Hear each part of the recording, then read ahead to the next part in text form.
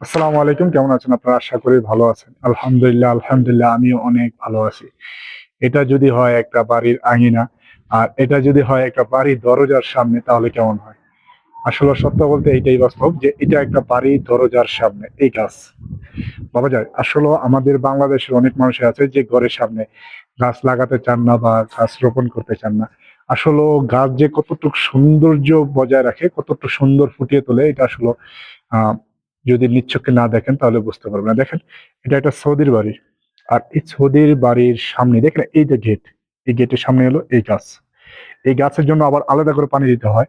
তারা কত যত্ন করে। দেখেন, এই গাছটা যদি একবার আপনাদেরকে দেখায় পরিপূর্ণভাবে, তাহলে আপনারা বুঝতে পারবেন তার সৌন্দর্যটার কি।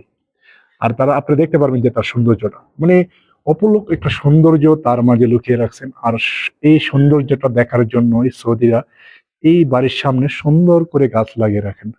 আর এই গাছগুলো পরিচালনা করার জন্য না আলাদা লোকও রাখেন।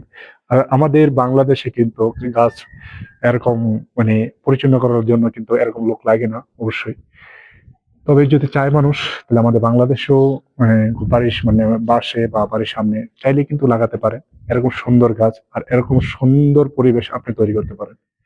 এবার ভাবেন তো, যদি আপনার বাড়ির সামনে সকালবেলা ঘুম থেকে উঠে দেখার পরে যদি দেখেন যে আপনার ঘরের সামনে এক ঝাঁক পাখি বসে কিচিরমিচির শব্দ করছে, আর ওই শব্দে আপনার ঘুম ভেঙে গেছে, আর ওইটাই যদি হয় আপনার ঘরের দরজার সামনে, তাহলে সেটা কেমন হবে?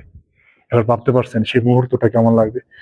যদি সেই মুহূর্তটা ফিল করতে চান, তাহলে এরকম সুন্দর সুন্দর গাছ আপনাদের বাড়ির সামনেও আপনারা লাগান।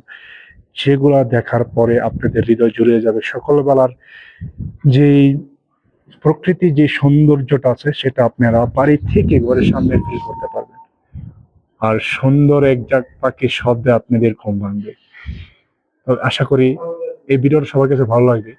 যদি ভালো লাগে, তো আমাদের এই পেজটাকে ফলো করে রাখবেন। যদি আরো সুন্দর কিছু দেখতে চান, তাহলে আমাদের এই পেজটা ফলো করে রাখবেন। আশা করি আপনাদেরকে ভালো কিছু দেখানোর চেষ্টা করব। আর ভালো কিছু পরামর্শ দেওয়ার চেষ্টা ইনশাআল্লাহ আমরা করব। ভালো থাকবেন, সুস্থ থাকবেন। আল্লাহ হাফেজ।